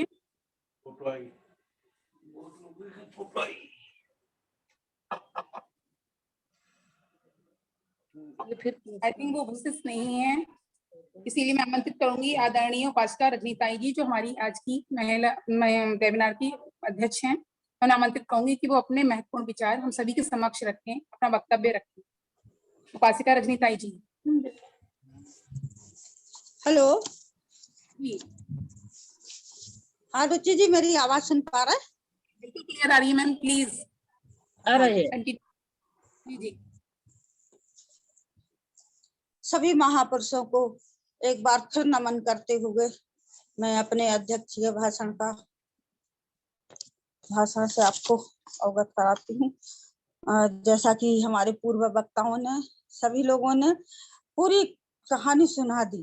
जिस प्रकार से उषाताई ने जन्म से लेके माता रमाई के बारे में जन्म से लेके आखिरी तक पूरी कहानी सुना दी, उनकी दुख भरी कहानी, किस तरीके से उनका त्याग पूरे त्याग के बारे में कि बाबा साहब अगर आज बाबा साहब बन पाए या संविधान उन्होंने लिख पाया या वो पढ़ाई भी कर पाए तो केवल रमा आई के कारण, रमा आई के त्याग के कारण। अगर आज रमा आई नहीं होती तो बाबा साहब ना होते, और आज बाबा साहब नहीं होते तो आज हम भी इस तरह से ना बोल पाते और ना हम कुछ कर पाते। आज रमा आई का त्याग ही हमारे लिए बहुत बड़ी प्रेरणा है कि आज हमारे हम जो कुछ भी हैं रमा आई के कारण है, बाबा साहब के ही कारण है। और बाबा साहब रमा आई के कारण, उनका ही साथ अगर ना होता, कहते हैं कि एक पुरुष के पीछे एक स्त्री का हाथ होता है और एक स्त्री के पीछे पुरुष का हाथ होता है, लेकिन यहाँ पे कुछ ऐसा लगता है कि ये बात बिल्कुल ऐसे झुठलाई जा सकती है कि वाकई में बाबा साहब को बाबा साहब बनाने वाली माता रमाई ना होती तो वो बाबा साहब नहीं कहलाते।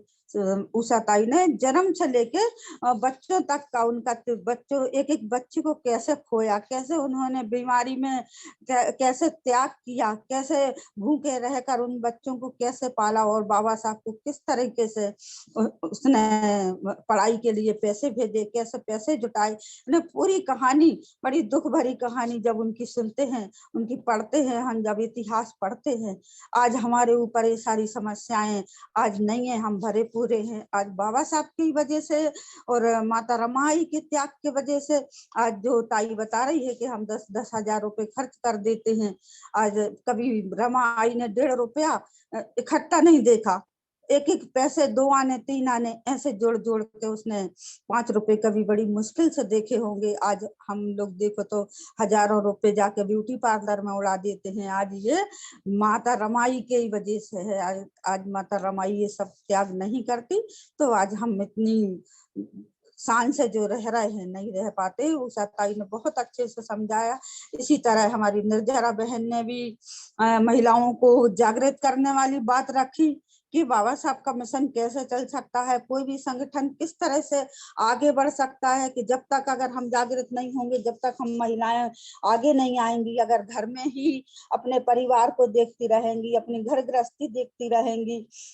माता रमाई ने भी अपनी घर गृहस्थी को संभाला है, लेकिन घर गृहस्थी संभालते हुए भी उसने बाबा साहब की मदद की और बाबा साहब को पूरी तरह से, जब बाबा साहब पूरी तरह से वो हो गए, टूट गए, तब भी उसने साथ दिया, कदम कदम पर उनका साथ दिया। जब बाबा साहब को कई बार उनके जान पर भी अटैक आने वाला था, कितनी बार उनको मारने की कोशिश की गई, तो हर क्षण माता रमाई उनके सामने खड़ी हो जाती थी। माता रमाई का जो त्याग है बाबा साहब के लिए त्याग है। इस तरह से निर्जरा बहन ने भी हमारी बताया, उषा ताई ने तो पूरी कहानी सुनाई। इसी तरह राजेश साक्या जी ने भी कबीर के दोहों के माध्यम से नारी की व्यथा सुनाई। उन्होंने कबीर के दोहे भी, बाबा साहब बहुत कबीर के दोहे सुनते थे। आज हम एक सीरियल देखते हैं तो जब भी बाबा साहब या का नाम से उनके पिताजी निराश होते हैं तो कबीर के दोहे सुनते हैं, कबीर के दोहे गाते हैं वो। तो नारी की दुख भरी कहानी उन्होंने पूरी व्यथा सुनाई कबीर की दोहों के माध्यम से। और रुचि बौद्ध जी तो बीच बीच में अपना संचालन के साथ साथ बहुत अच्छी बात करती हैं वो, और बाबा साहब के बारे में भी बात बताती जा रही हैं उनका, और रमाई के बारे में भी, त्याग के बारे में भी अपनी बात रखती जा रही हैं। बहुत अच्छा संचालन कर रही हैं। थोड़ा सा मैं भी बताना चाहूंगी। वैसे पूरी कहानी हमारी बहन उषा ताई ने सुनाई दी है, उसके पहले सभी का आप लोगों ने सब कुछ सुना, लेकिन थोड़ी सी बात मैं अपनी अध्यक्षता के माध्यम से मैं अपनी बात रखना चाह रही।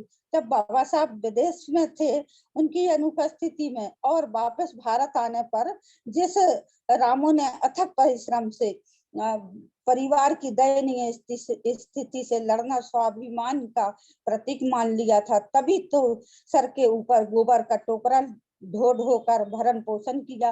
दुनिया वालों के विशेष व्यंग तानों से भी कभी परवाह नहीं की। उसने अंधेरे में जाकर के लकड़ी कंडा बेचे, उपले बनाए, कंडे बेचे और अपना परिवार चलाया। इस तरीके से किस तरह से अपने बच्चों को पाला हो, फिर भी वो बच्चों की अपने एक एक बच्चे उसने खो दिए, दवा के अभाव में, दूसरा भूख के अभाव में। कभी कभी तो उनके घर में खाना तक नहीं रहता था, घर में खाने के लिए कुछ भी नहीं रहता था। कभी कभी एक रोटी के 4 टुकड़े करके वो अपने बच्चों को खिला देती थी और खुद पानी पी कर सो जाती थी। कभी कभी वो भी नहीं रहती थी तो बच्चे लोग पानी में गुड़ घोल करके उन बच्चों को पानी पिला करके सुला लेती थी। कभी कभी जब उनकी वो मंजुला नाम की जो बहन थी, वो कभी कितनी परेशान होती थी तो उसको पेट बांधने के लिए बोल देते थे कि पेट बांध लो और सो जाओ। इस तरीके से किस तरीके से यानी राम जी ने भी कितना दुख सहा और बाबा साहब को आगे बढ़ाने के लिए पढ़ाई के लिए जोर देते रहे। उनको किसी तरह का काम करने के लिए नहीं बोला, कहीं नौकरी करने के नहीं बोला। नौकरी के लिए कितने ताने सहे उन्होंने, एक सौतेली माँ के सबसे ज्यादा ताने सहे। उनकी किताबें जला दिया करती थी, उन्हें पढ़ाई नहीं करने देती थी। इस तरीके से उनका साथ में वो लक्ष्मी भी देती थी, उनकी जो भाभी थी, उनको वो दोनों मिलकर के कितना परेशान किया बाबा साहब को।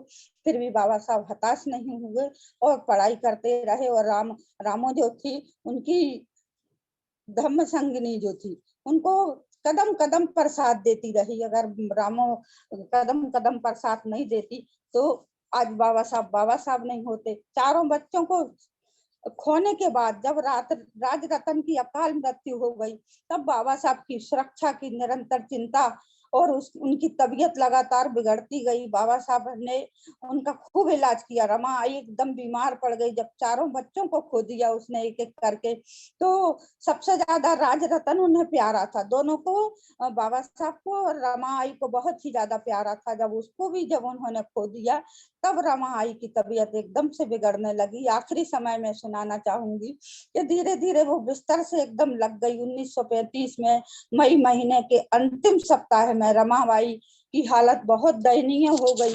इस तरीके से हो गई कि वो बिस्तर से भी नहीं उठ पाती थी। बीमारी पर काबू नहीं हो रहा था। इधर उधर विद्याधन के कारण गत 10 वर्षों से बाबा साहब ने कभी ध्यान नहीं दिया, ना बच्चों पे ध्यान दिया, ना अपनी पत्नी पे ध्यान दिया। अभी ताई ने सुनाया कि बाबा साहब को एक बार माँ बोलती है, रमा आई, कि किताबों में ऐसा नहीं लिखा है कि अपनी पत्नी का भी ध्यान रखना चाहिए। वाकई में बाबा साहब ने अपनी पत्नी का भी बिल्कुल ध्यान नहीं रखा, केंद्रित नहीं किया, क्योंकि इसके लिए उनको कभी समय नहीं मिला। अगर उन्हें कभी फुर्सत मिलती तो थोड़ा सा समय निकाल कर वो परिवार की ओर ध्यान देते। तो 1935 में जो रमा आई बीमार हो गई और बीमारी के कारण इतनी जल्दी से यानी बिस्तर पकड़ लिया। फिर भी बाबा साहब ने बहुत कोशिश की। 1935 में मई माह में अंतिम समय में बाबा साहब उनकी हवा बदलने के लिए, कि उनकी हवा बदल जाएगी, और आराम कराने के लिए अपने डॉक्टर मित्र जो उनका था सदानंद गावस्कर के यहाँ वो धारवाड़ नगर ले गए कि यहाँ आकर के रमा आई की थोड़ी हवा बदल जाएगी, उनका स्वास्थ्य ठीक हो जाएगा। लेकिन नहीं हो पाया। 26 मई सन 1935 को ही बाबा साहब रामो को लेकर वहां से वापस बंबई लौटे। रमा आई ठीक हो जाए, स्वस्थ हो जाए, इसके लिए बाबा साहब ने अथक प्रयास किया। लेकिन रमा आई किसी भी दवा का असर नहीं हो रहा था, इसलिए रमा आई दिन ब दिन कमजोर होती गई। जर्जर स्थिति में पूज्य माता की जीवन ज्योति का जब बुझने का समय निकट आया तो अपने स्वामी बाबा साहब अम्बेडकर को देखकर मुस्कुराई। मानो रमा आई उन्हीं की राह देख रही थी। रमा आई ने बाबा साहब का हाथ अपने हाथों में लिए और उन्होंने क्षीण आंखों से बाबा साहब की ओर देखा और थक सी वाणी से कहा, देखो साहब, आप मेरे 7 करोड़ बच्चों का ख्याल रखना। सोचें आप, देखो अपने बच्चों का ख्याल नहीं रख पाई, लेकिन माता रमाई का त्याग देखिए। देखो साहब, आप मेरे 7 करोड़ बच्चों का ख्याल रखना, उनकी सेवा, और आप उनकी सेवा ही आपका व्रत है। इस पथ से कभी विचलित नहीं होना। ऐसा रमा आई बाबा साहब से बोलती है, कौन अपने बच्चों का ध्यान ना रखते हुए कौन हमारे बच्चों का हमारा ध्यान रखा। बाबा माता रमाई ने आज माता रमाई ने इतना बड़ा त्याग किया और खुद को ही निछावर कर दिया। बाबा साहब बनाने वाले बाबा साहब को बाबा साहब बनाने वाली माता रमाई सूर्यास्त के साथ ही 27 मई 1935 दिन 1935 राजगृह दादर मुंबई में सदा सदा के लिए हमसे बिछड़ गई। थोड़ी देर के लिए बेसुध हो गए बाबा साहब। उन्हें बहुत अफसोस हुआ कि मैं जीवन भर उसे कुछ भी नहीं कर पाया। अंधकार सा छा गया। बाबा साहब एकदम से होश में ही नहीं थे, बिल्कुल उन्होंने होश खो दिया था। फिर भी देखते ही देखते बाबा साहब उसको देखते रहे और देखते ही देखते यशवंत, मुकुंद और उनकी भाभी सभी रोने जोर जोर से रोने लगे। देखते ही देखते 30 साल के विवाहित जीवन के खट्टे मीठे स्मरण बाबा साहब की आंखों में तैरने लगे। 7 साल पहले बाबा साहब ने बहिष्कृत भारत नामक साप्ताहिक में रमाबाई के चरित्र का जो उल्लेख किया था, अब उनके कानों में गूंजने लगा। बाबा साहब को पूरी याद आने लगी कि मैंने रमाबाई की जो कहानी लिखी है वही याद आ रही थी। 10,000 से अधिक संख्या में अमीर गरीब नर नारी रमाबाई की शव यात्रा में शामिल हुए, लेकिन बाबा साहब शव यात्रा के पीछे पीछे चल रहे थे। बहुत दुखी थे बाबा साहब। अपनी नम आंखें से शमशान भूमि तक गए। बाबा साहब अपने आप को भी नहीं संभाल पा रहे थे। दोनों बच्चे बेहोश हो गए, फूट फूट कर रोए।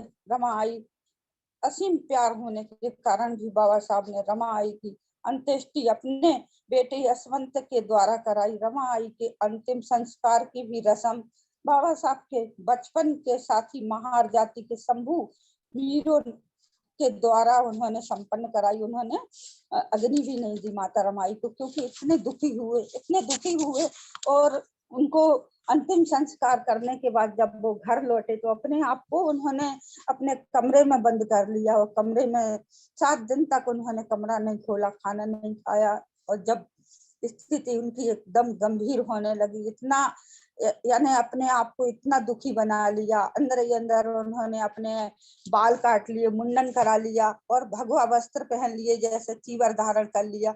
तो बाबा साहब जब बाहर दरवाजा खटखटाते हैं, बाहर के लोग दरवाजा खोलते हैं तो वो चीवर धारण किए रहते। बाबा साहब उनको फिर समझाया कि माता जो तुमको वचन दे के गई है वो वचन को पूरा करना है।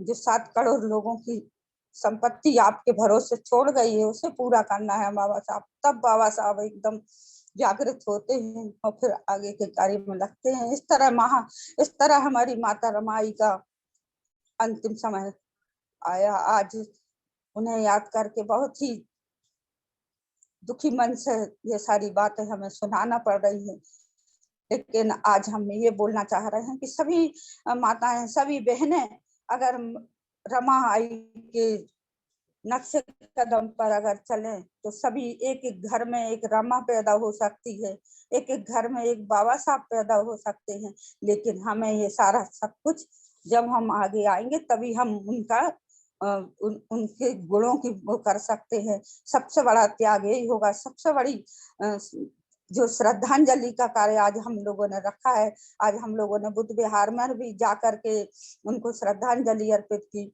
और 2-3 जगह और भी कार्यक्रम किए और आज हम इसमें भी जुड़े। तो ये श्रद्धांजलि का कार्य तभी पूरा होगा। एक हमें आज एक संकल्प लेना चाहिए कि जैसे रमाबाई ने अपना त्याग किया और बाबा साहब को बाबा साहब बनाया, इसी तरह आज हम अपने पतियों को, अपने भाइयों को भी इसी तरह हम बाबा साहब बनाए। और हमारे भाई लोग भी अगर अपनी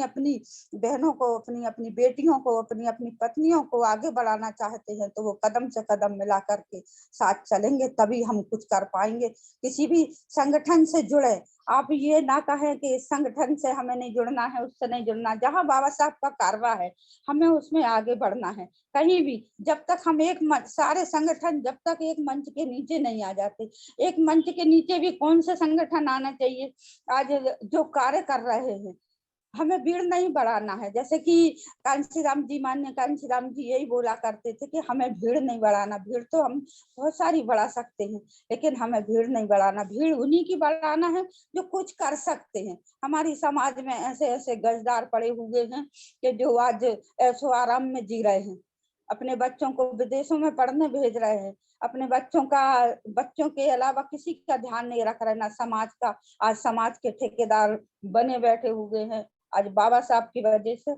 आज माता रमाई के वजह से बड़ी बड़ी तनख्वाह पा रहे हैं, लेकिन जो बाबा साहब का जो अधूरा मिशन है उसे बढ़ाने के बारे में नहीं सोच रहा है। अगर आज हमारे सभी भाई, जैसे कि आज ये राष्ट्रीय बौद्ध महासभा ये सारा काम आगे बढ़ाने का जो सभी प्रदेशों में जाकर के जूम पर भी और जा कर के जो कैडर भी ले रहे हैं, तो इस तरह की कैडर हम लोगों को जब तक हम नहीं लेंगे तब तक इस मिशन को आगे नहीं बढ़ाया जा सकता है। नहीं तो वो दिन दूर नहीं। आज जिस प्रकार से कि मनुस्मृति को जो जला दिया गया, आज वो मनुस्मृति जलने के बाद में भी जिंदा हो रही है और हम सो रहे हैं।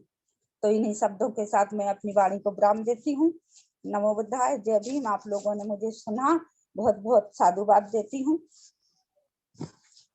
बहुत साधुवाद आदरणीय उपासिका रजनीताई जी। आपके हमेशा जो आपके शब्द और समझ बाकी होते हैं वो हमें प्रेरणा देते हैं। आपका बहुत बहुत साधुवाद। माता थी बाती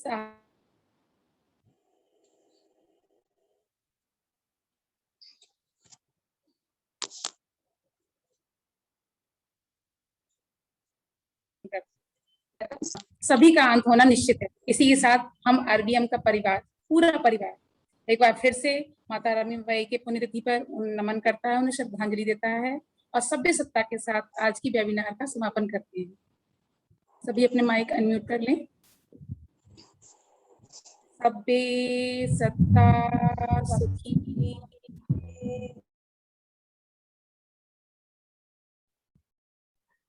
सभ्ये भवन्तु चके विनो सभ्ये भद्राणि पश्यन्तु मा किञ्चित् दुःखमागमः सभ्ये सत्ता सुखी होन्तु सभ्ये भवन्तु चके विनो सभ्ये भद्राणि पश्यन्तु मा किञ्चित्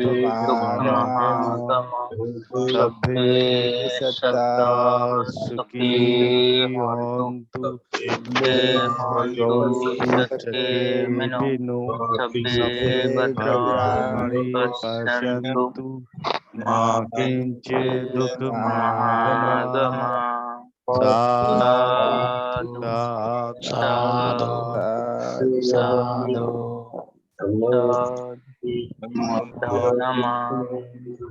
धम्मं नमामि संघं नमामि सबका मंगलो सबका मंगलो सबका मंगलो।